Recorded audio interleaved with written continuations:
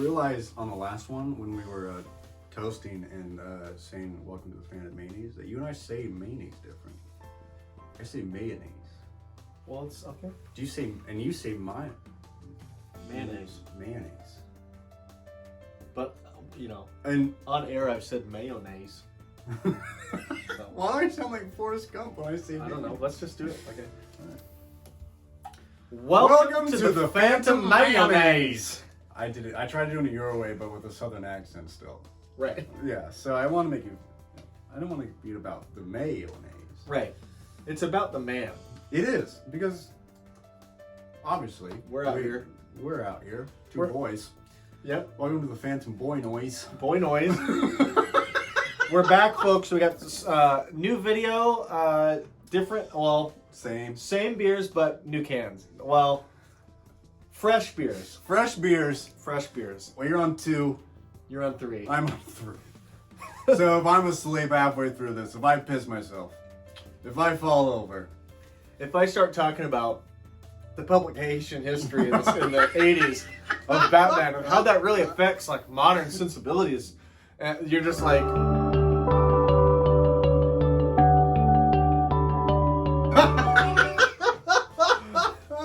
That might be why. Now you know. Don't worry, I only started drinking at 11 a.m. Well, folks, the goal today is not to lose any more footage.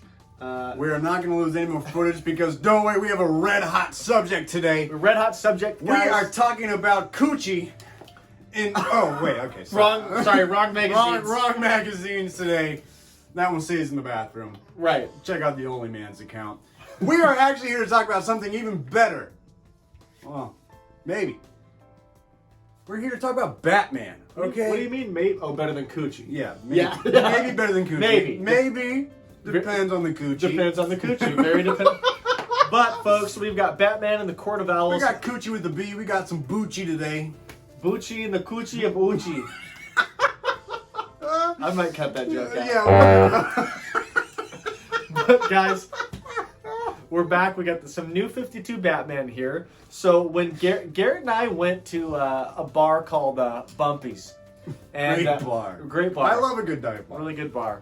And so Garrett's we're talking superheroes, probably modern movies, stuff like that. Dude, this was a long time ago. We had a couple beers. Yeah. We had a pizza, and then we just sat in my car outside. We did. For a long time. And we just talked about comics, and Garrett had not really read many superhero comics, but he had some opinions just based on movies about, whether Batman was all that in a bag of chips, like the popular media thinks he is, and stuff like that. So what I gave him was a copy of these trades of Batman Court of Owls.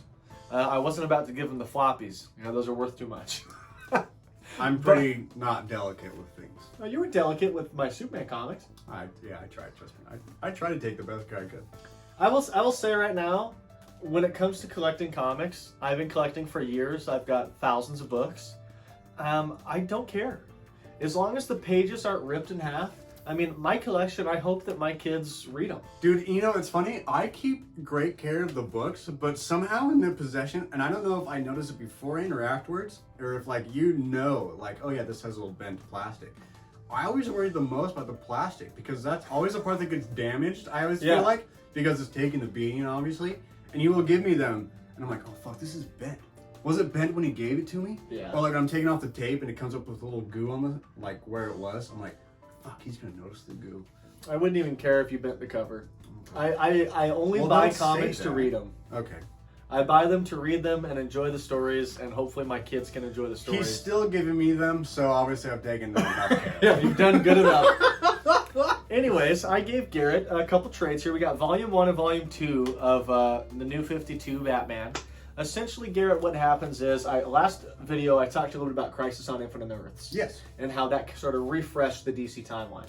Well, in 2011, DC had once again gotten to the point where they'd done a few crises, and for whatever reason, they weren't seeing the sales they wanted. Yeah. So they decided, well, let's reboot the timeline. So halfway through another Jeff Johns event, the guy that wrote Secret Origins, there we go, called Flashpoint, they decide that Barry Allen's going to run back in time to save his mommy. And when he does that, that resets the timeline. Okay. Okay? Yeah.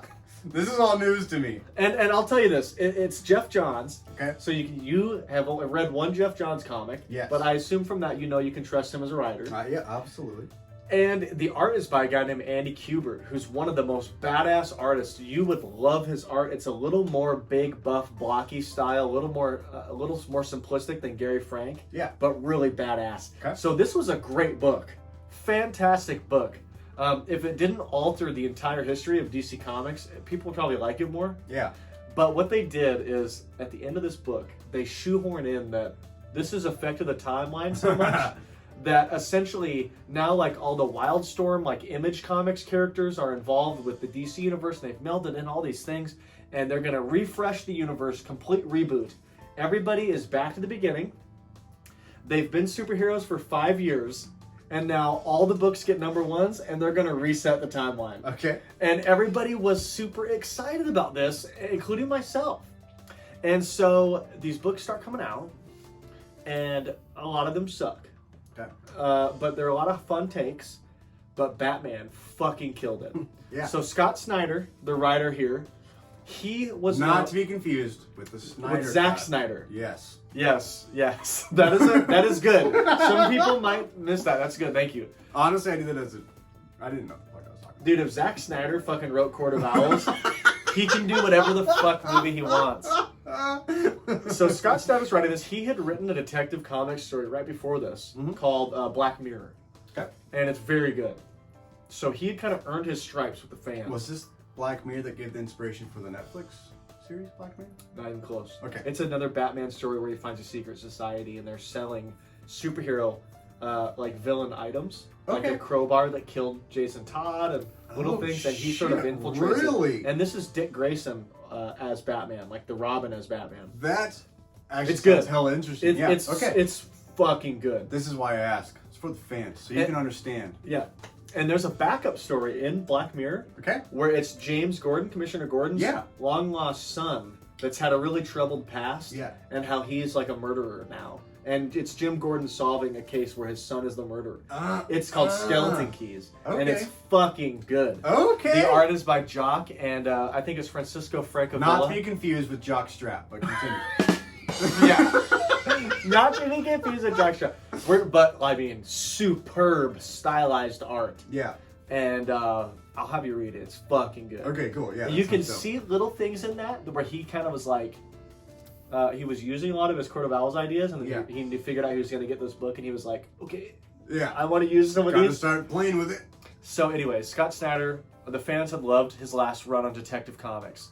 And then Greg Capullo was famous for his work on Spawn, which you might have heard of the character Spawn. Yeah, Just absolutely. kind of the typical monster. He's drawing monsters and demons and, stuff. So really vulgar artist, but cool style. Yeah. So they announced that they're going to put them together on a new Batman book. Really? And everybody about nutted.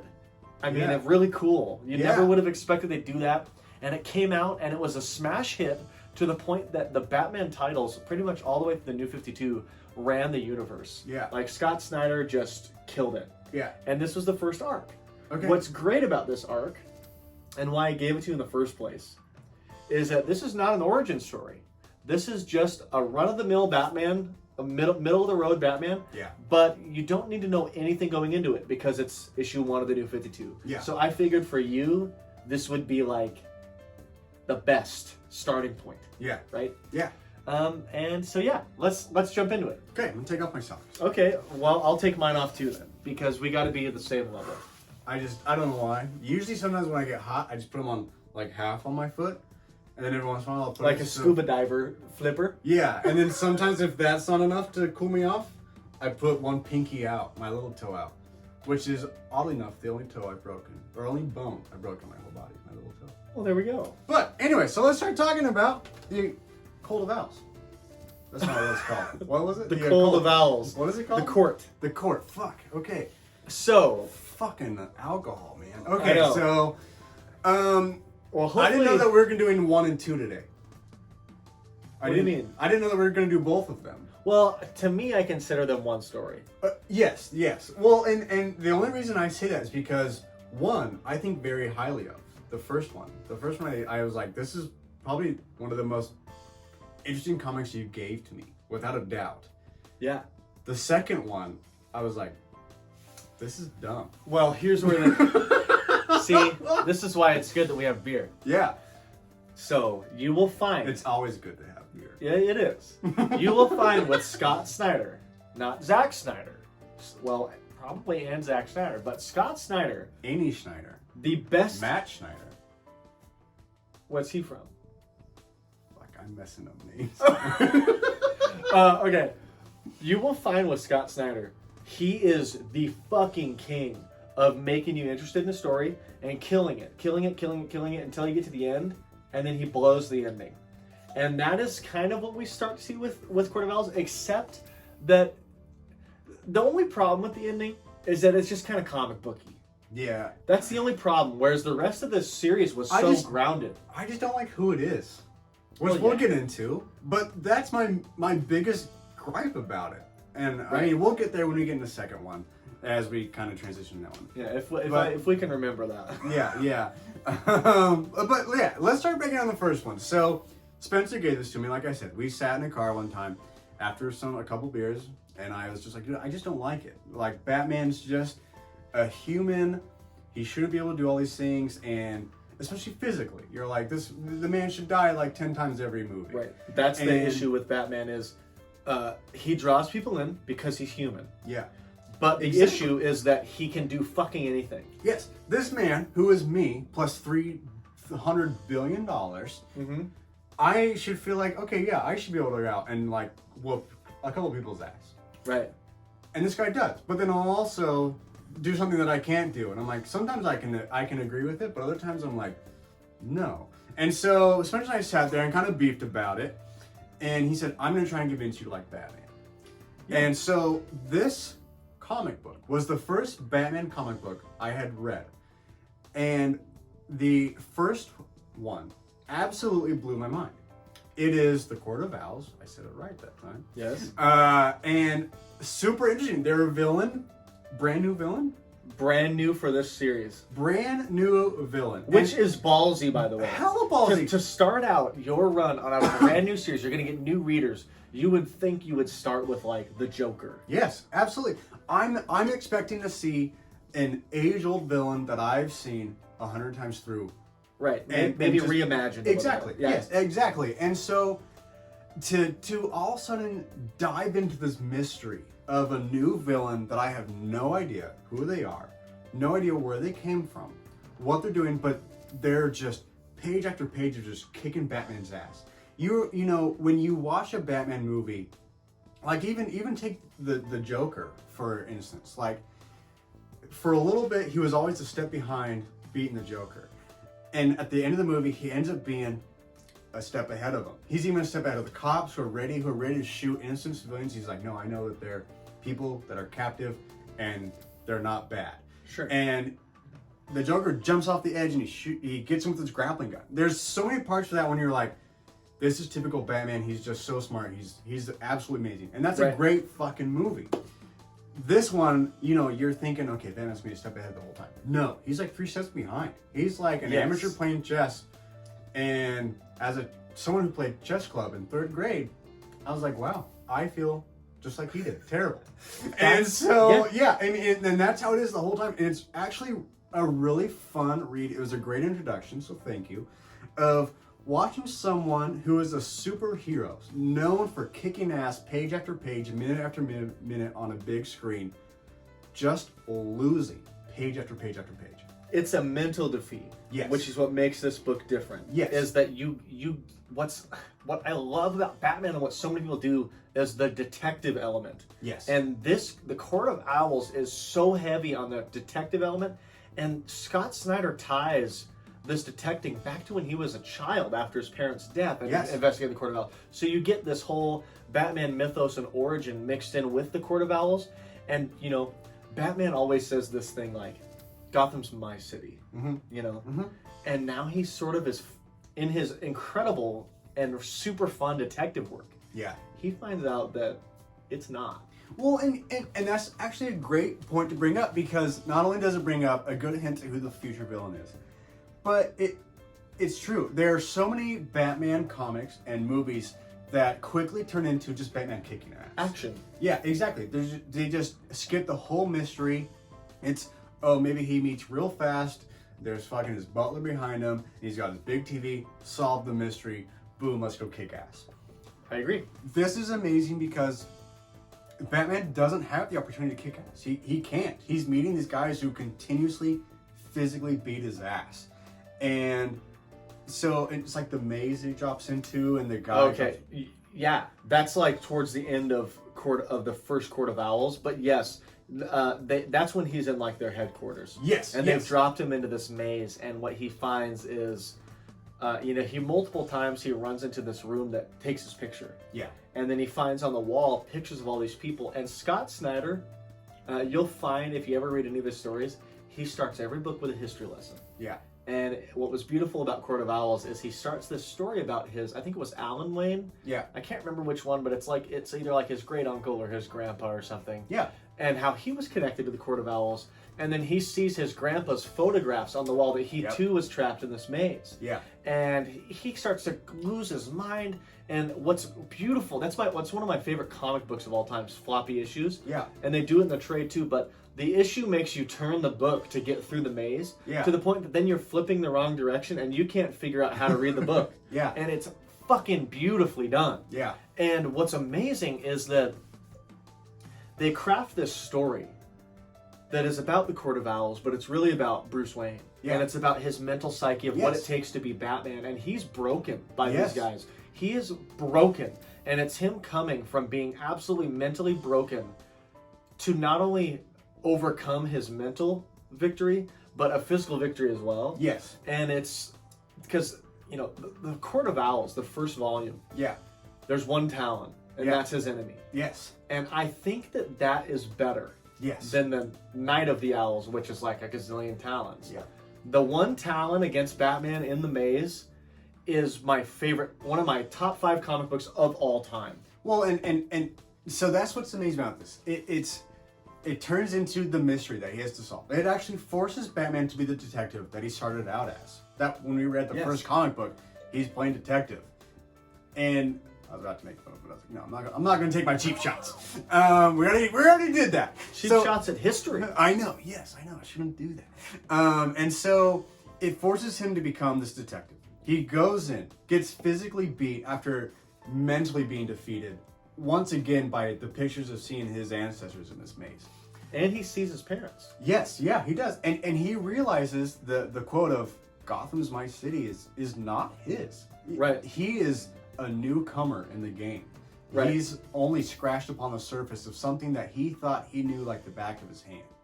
And so we see that quickly be disrupted, and we see one Talon come in and just whoop his ass. And it's really cool.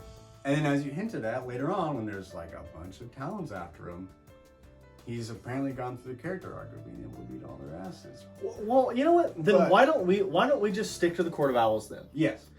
Because I don't know. I feel like we should get into the second one a little bit. Let's give our gripes about it. Okay. But the first one for sure is amazing. You and I both agree on that. Part of what makes it so good is Scott came up with this idea that Bruce Wayne, with his wealth, is trying to rebuild Gotham. He's trying to make it great again, right?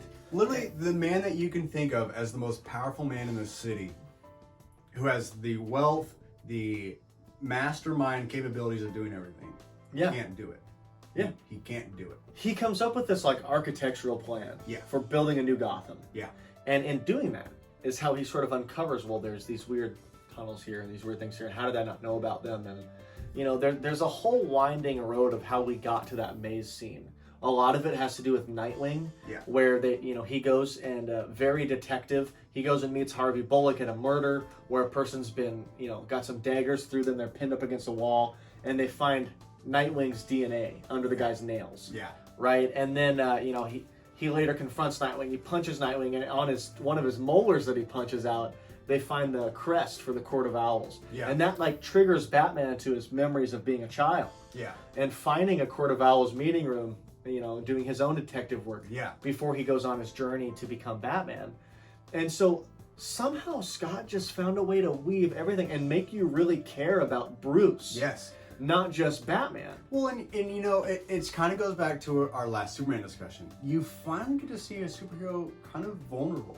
Yeah. I mean, Batman is literally clueless. He's like, everything that I thought I knew is wrong. Yeah. You know, I'm walking in places that I didn't know about. Right. Whereas, you know, especially in the movies, you can see it. And that's the thing. I think most fans of Batman have seen the Batman movies.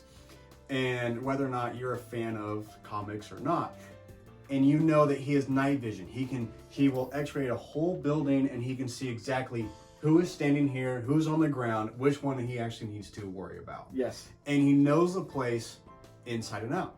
And for the first time, you actually see him break into an old, like, hideout that he thought was like their headquarters. And he breaks into it and it's not it. It's empty. And it's completely empty. And you're like, wow. The guy that is supposed to just know everything doesn't. I mean, it flips Batman upside down. And that's why I recommended this to Garrett, is because the common gripe with Batman is he knows everything. He plans so far ahead for everything that nothing's ever a threat. Yeah. And this book, right out of the gate, the New 52 is, okay, here's Batman where he has no fucking idea what's going on. Yeah. And but it doesn't feel like it doesn't feel forced. It feels legitimate that they are actually tricking him, because they're sort of tricking the reader. Yeah. And one of my favorite parts, other than the maze, the maze is like the best climax ever for this book. Yes. But there's a part where Batman's going to different parts of the city based off. I keep thinking it's Alan Wayne. It might not be. It's like I said, it's like his great uncle or his grandpa or something. Mr. Wayne.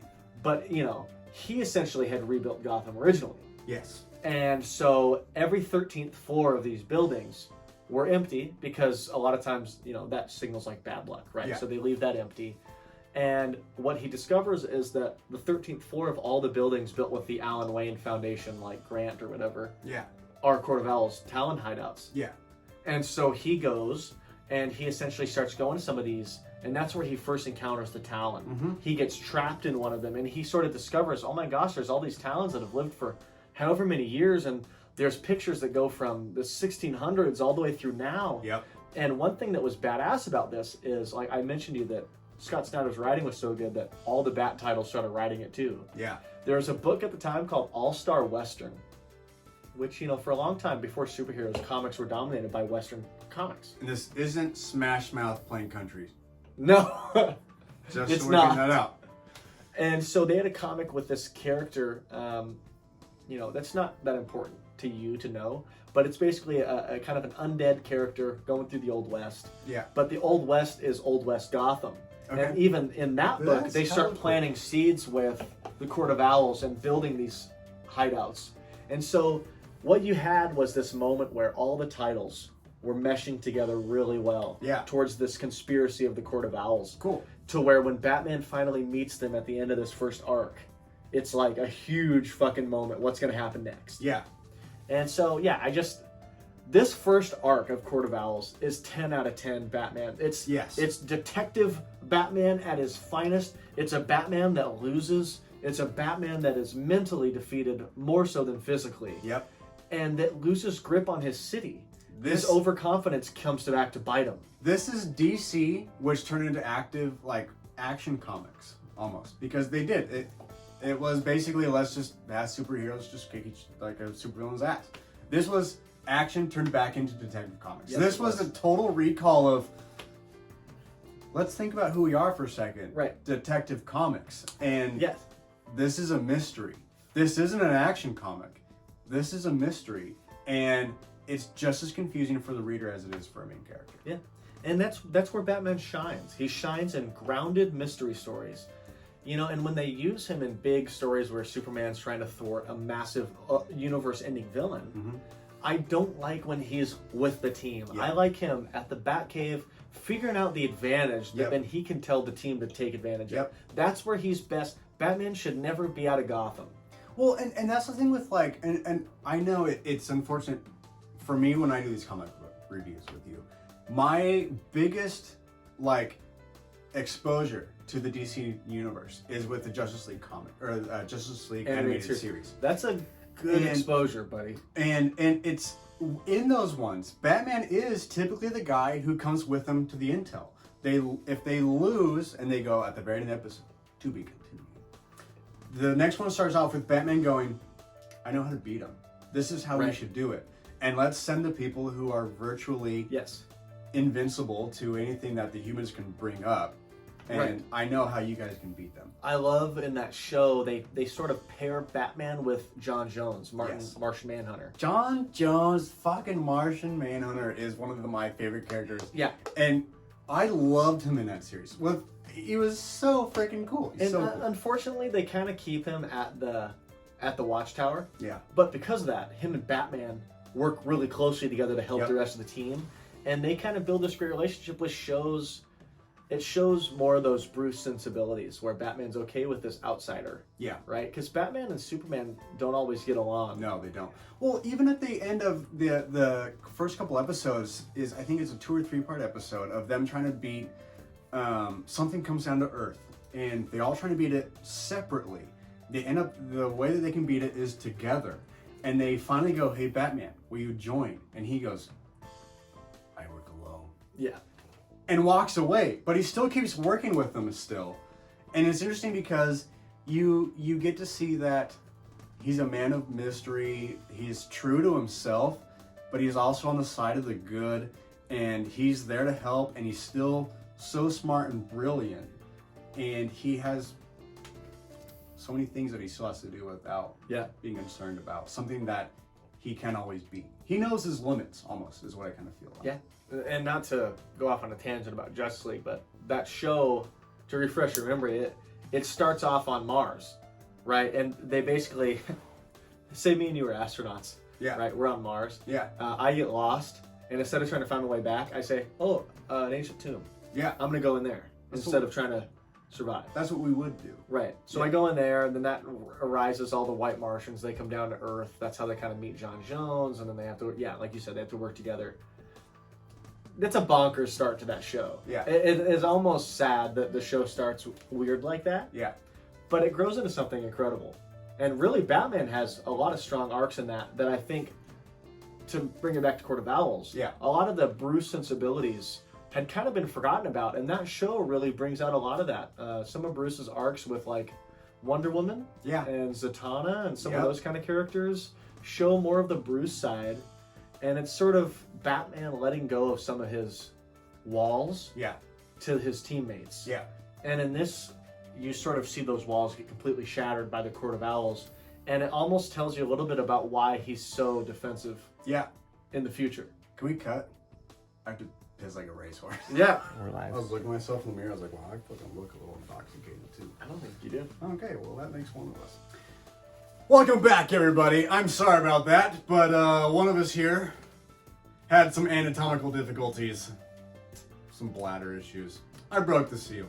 You broke the seal, folks. I mean, first rule of pounding beers while you're recording is don't break the seal. Once you break the seal, it's like, you should stop because you're going to be doing this the rest of the night. Rest of the day, The rest of the day, It's still early. Yeah, it's like 2 o'clock here, so, whew. All right, anyways, we were talking about the first edition, or the first volume of The Court of Owls by Batman.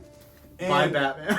By Batman of the Batman. Batman's writing a story about Scott Snyder discovering The Court of Owls. This one's about Scott Man over here. So let's hop into Night of the Owls. Yeah. Because... Well, okay, hold on. We should give at least a closing consensus on the first one. Okay, first volume. Because it would be unfair if we did at the very end of this. How many bats? How many owls? How many hoots? How many hooters? We given 1 and 2.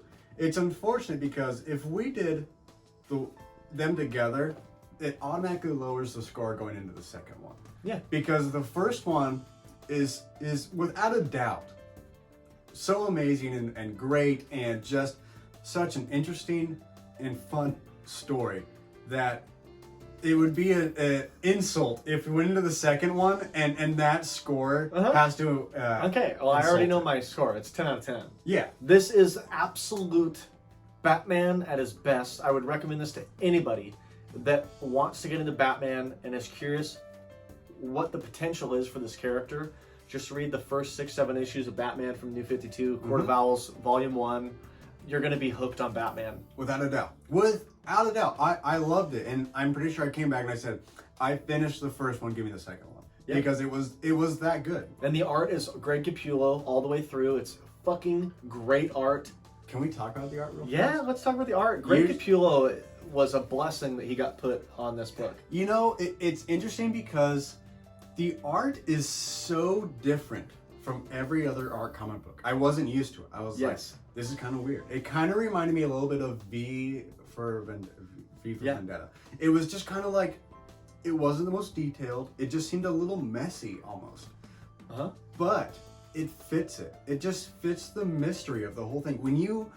When he does like a close-up of Batman, he just looks so disheveled and so raggedy.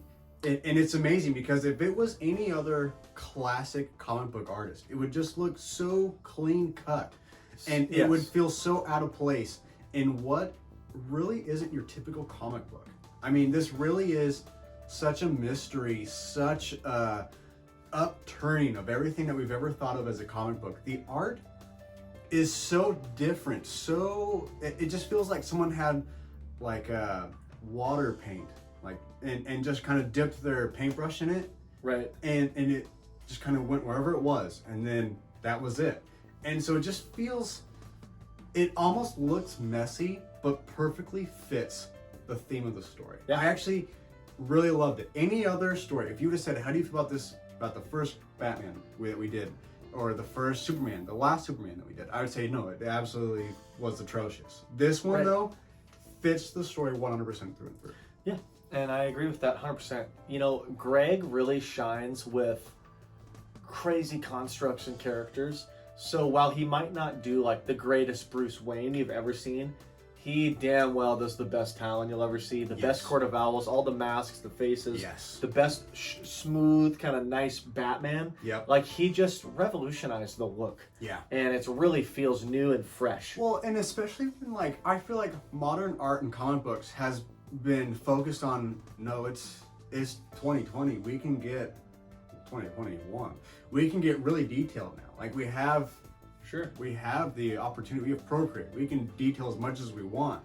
And this took a step back and said, we don't have to.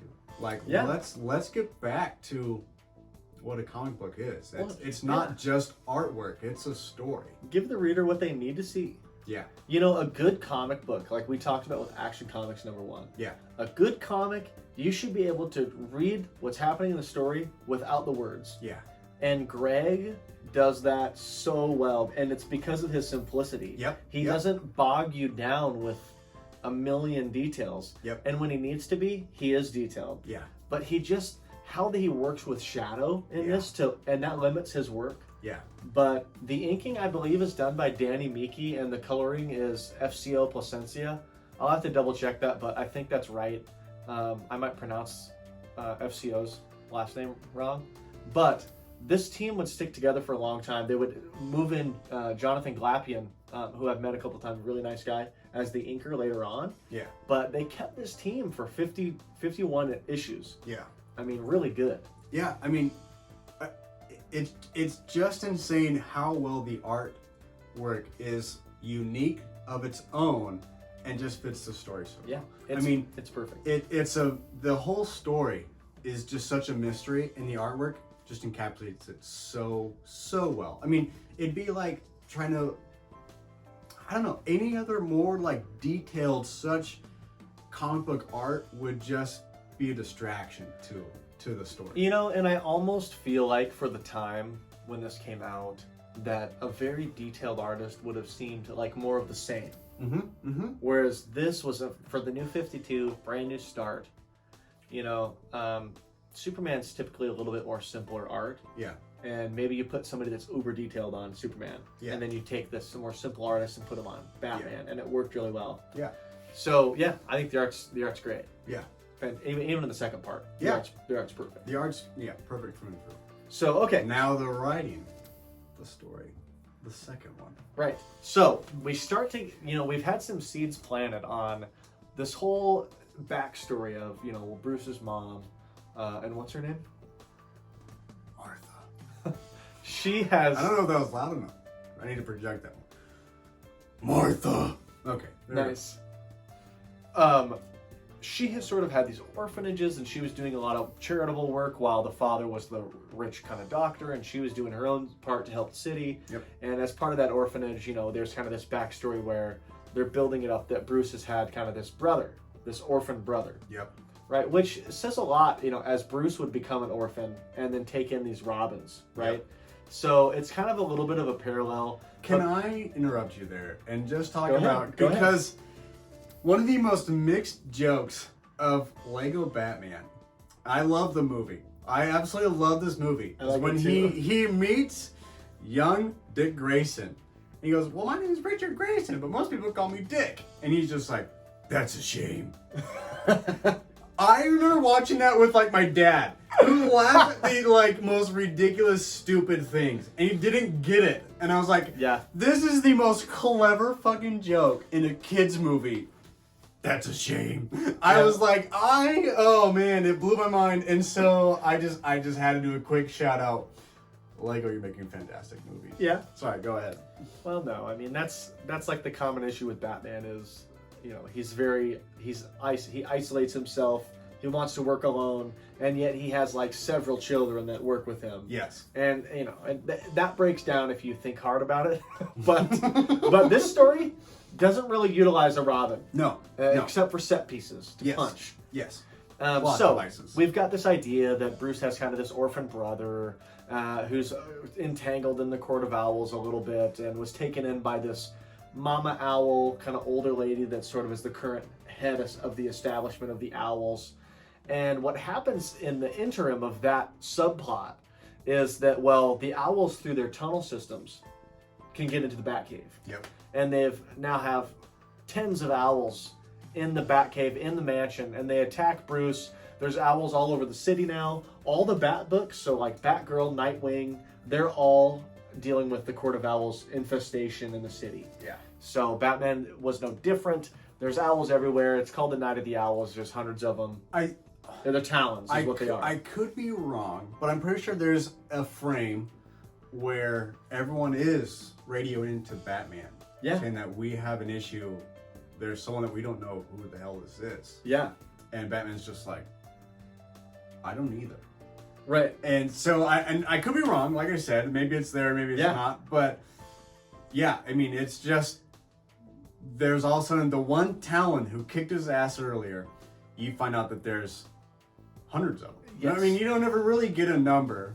You hundreds, but tens. In Court of Owls, you get that scene in the first volume where Bruce finds that room with all the, basically the graves. Yes. Of the Talons. Yeah. That they resurrect every however many years. Yeah. And that one of them that was attacking him was a resurrected Talon. Yeah. And so now they've just resurrected all of them. Yes. Yeah. Essentially is what happens. Yeah. So we've got Talons from different eras, which is kind of cool. Yeah. It's fun. They do some fun things in this, you know, not to say it's bad, because this really isn't bad. It's just, compared to the first volume, it's kind of a letdown that it becomes so action-packed comic booky. Yeah. But there's some cool scenes. There's a scene where Alfred puts on the what do they call it? The Hellbat armor. Yeah. And defends the cave. There's a scene where they activate Operation Fido or whatever, and the T-Rex in the cave starts fighting. There's a bunch of cool Batmobile stuff, because the Batmobile looks hella badass in this, drawn by Greg Capullo. Yeah. And the coloring makes the headlights really pop. And it's amazingly, the art is stellar in this. 10 out of 10 again, in my opinion. And there are some cool moments that are badass in this. Yeah. But I just think the feeling is different. The first volume, the feeling is suspense and almost horror. Yeah. Watching Bruce break down and like what's going to happen next. And this is very much like, okay, they're here. Let's just have an all-out battle till the end. Well, and to piggyback on that, it's so much like, I don't know. You said, you know, it becomes so comic book feely, and it almost, it's unfortunate to like say that, but it really is just, it's such a change in genre.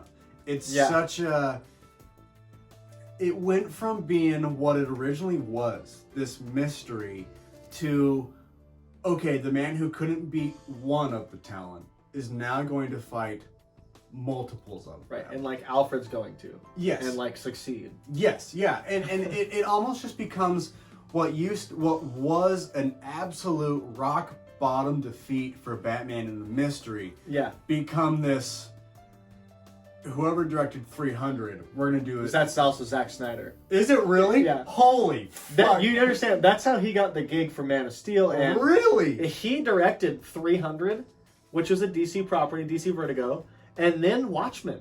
Oh my god.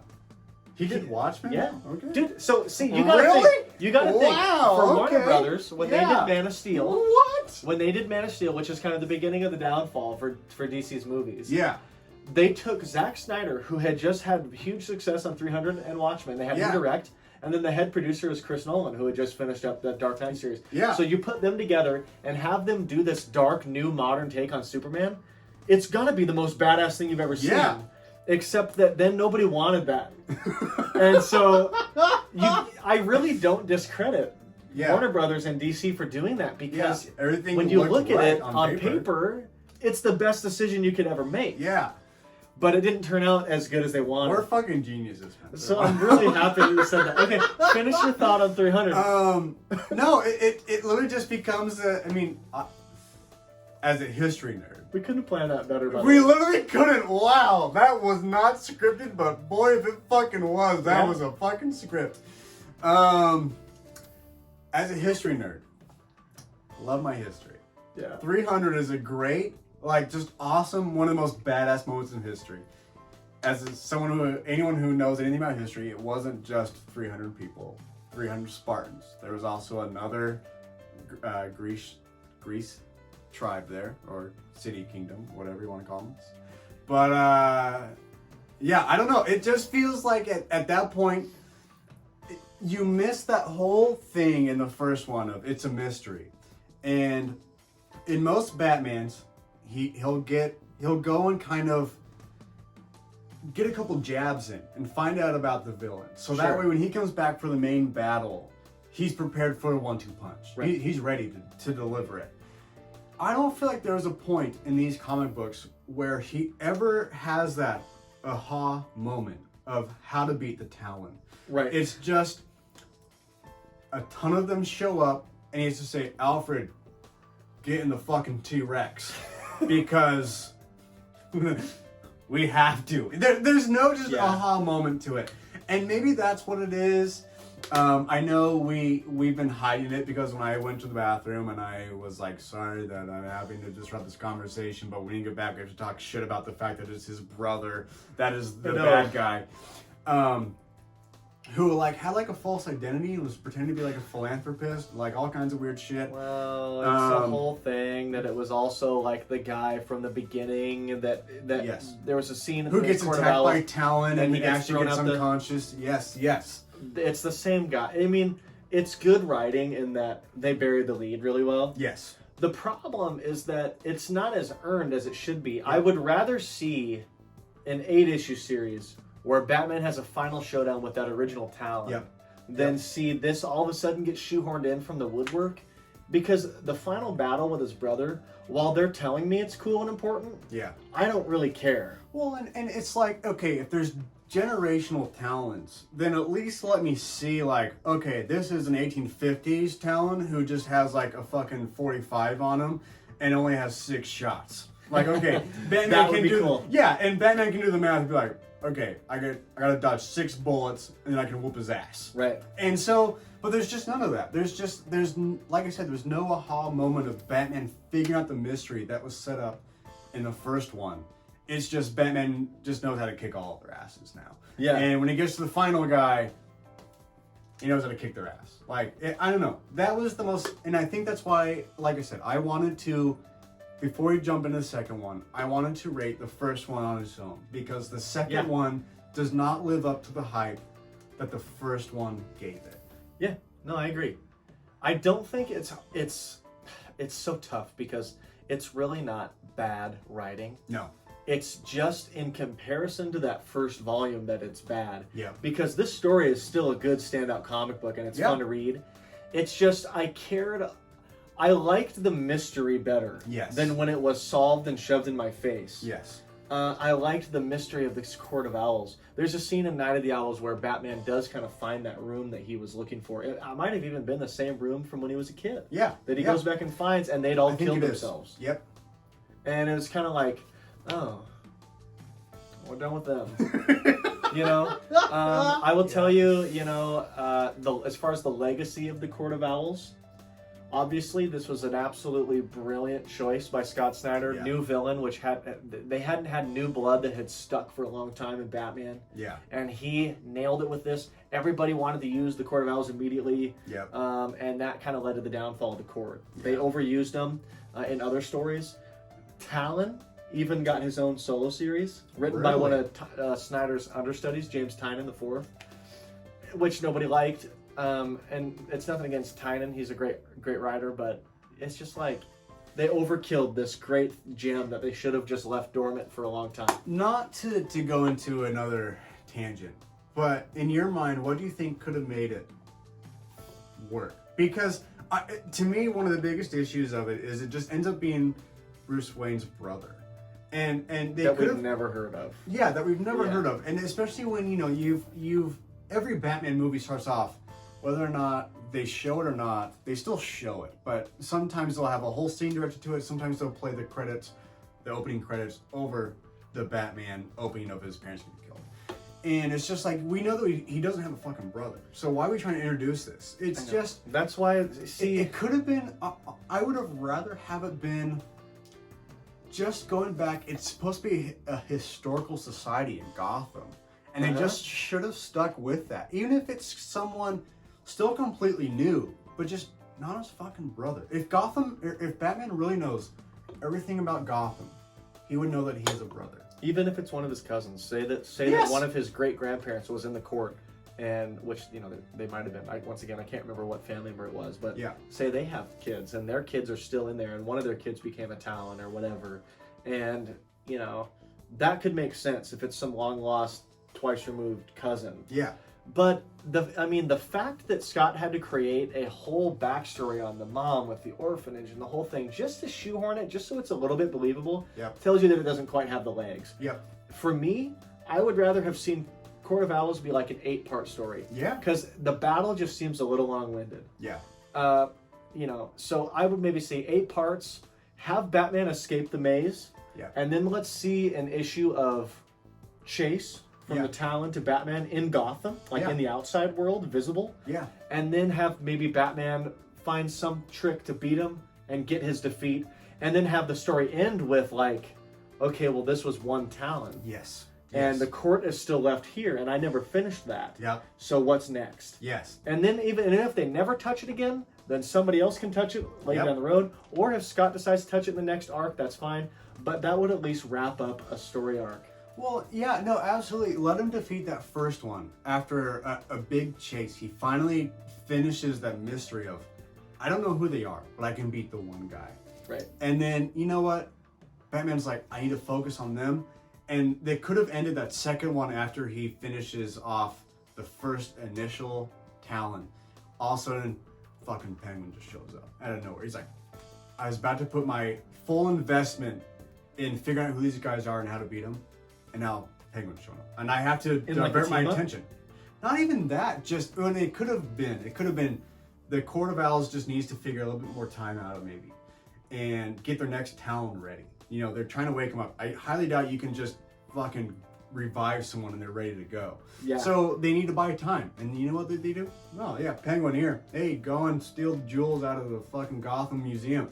And just distract Batman a little bit. And that would have been more interesting than we're going to take him 100 Talons down. Penguin's not a bad choice. No. Because Penguin's family, the Cobblepot family, is just as known and old-fashioned as the Waynes in Gotham. Exactly. So you could have mixed in there that, you know, Penguin's dad was a member of the court, and he comes to Batman and says, hey, I know that we don't typically do this, but these guys are cutting in on my gun running money. Yeah. And, you know, because see, that would have been really cool, and maybe that's how you get 12 issues. Yeah. You do a Batman-Penguin team-up. Yeah.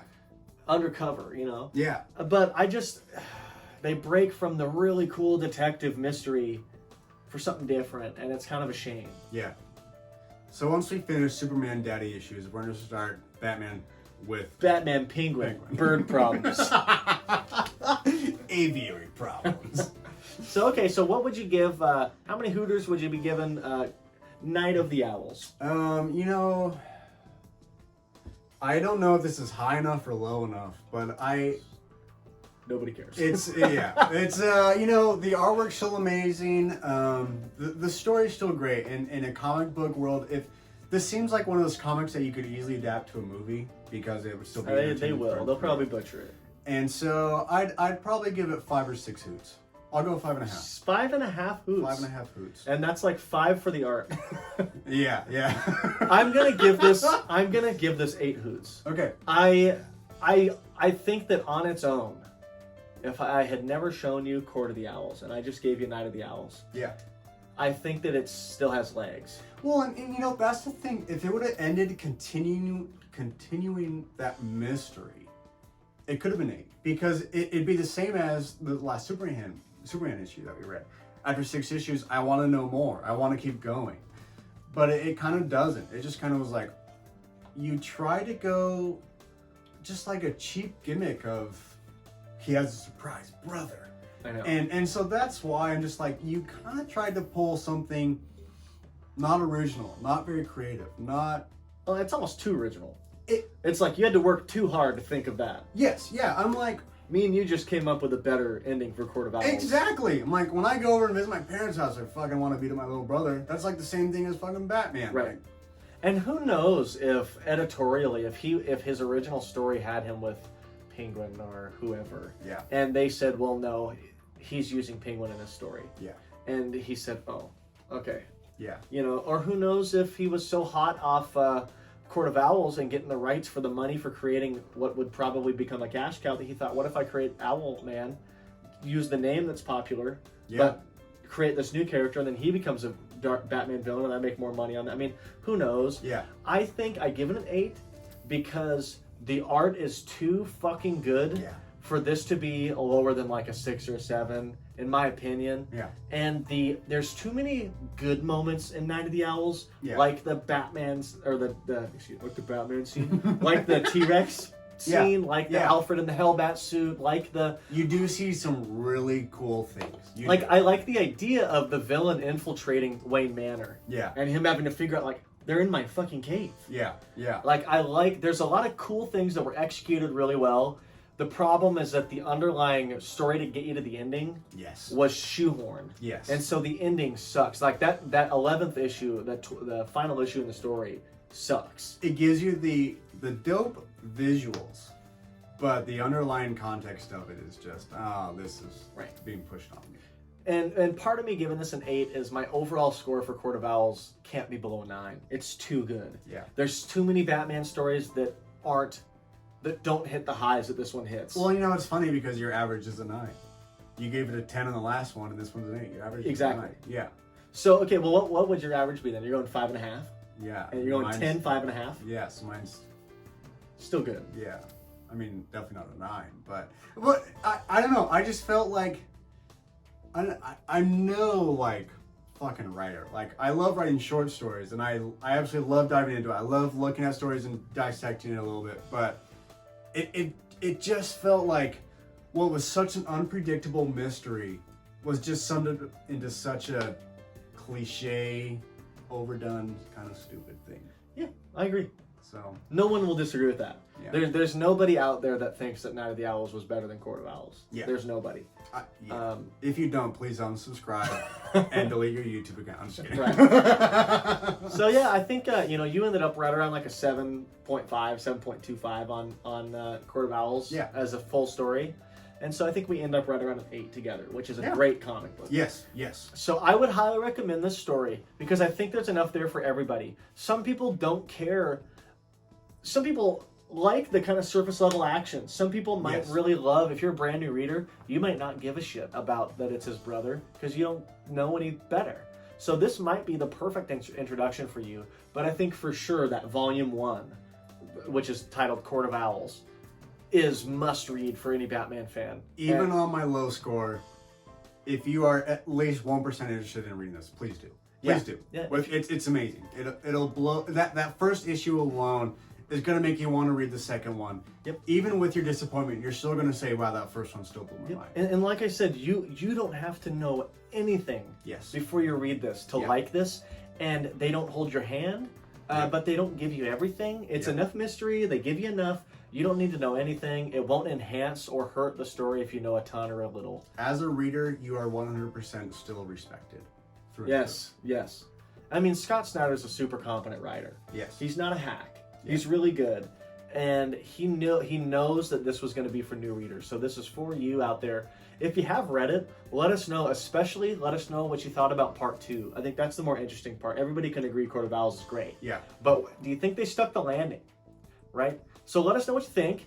And you know what, Garrett? I think the next video we're going to be doing is potentially just some fun spoofs. Yeah. We're gonna do something funny. Hopefully you find it funny. That'd be the worst if we are just laughing at our own material and everybody else is laughing at us. It's either gonna be 100% funny or 100% cringy as fuck. So they're laughing at us, not with us. which we laugh at is just as much as with us. So Yep. Okay. Well, yeah. Thank you guys. Have a Mayo day. Have a Mayo Monday. I like alliterations. I'm Batman.